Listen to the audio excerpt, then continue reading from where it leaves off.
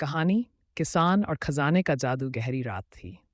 बाबा दीना, गांव के सबसे बुजुर्ग किसान, अपने सूने खेत के किनारे खड़े थे। उनकी सफ़ेद दाढ़ी और जुर्रियों भरा चेहरा चिंता में डूबा हुआ था। सिर पर पुरानी टोपी और शरीर पर मटमैली ओवरऑल। वो अपनी टूटी हुई फसल को देखकर सोच रहे थे कि अगली फसल कैसे उगाई जाए। तभी उनकी नज़र ज़मीन में हल्की सी चमक पर पड़ी।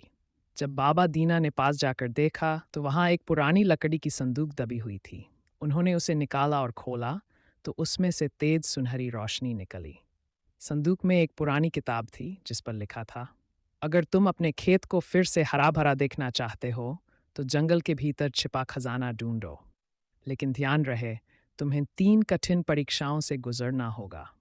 बाबा दीना ने बिना समय गंवाए अपनी लाठी उठाई और जंगल की ओर निकल पड़े।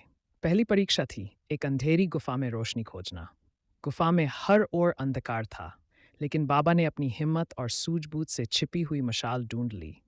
दूसरी परीक्षा थी एक उफनती नदी को पार करना। नदी की लहरें खतरनाक थीं, लेकिन अपनी लाठी और चतुराई से उन्होंने रास्ता बना लिया। तीसरी परीक्षा थी लालच से बचना। उनके सामने एक सोने का चमचमाता संदूक आया, लेकिन उन्होंने उसे न छूकर अपने गांव की ज़रूरत को प्राथमिकता दी।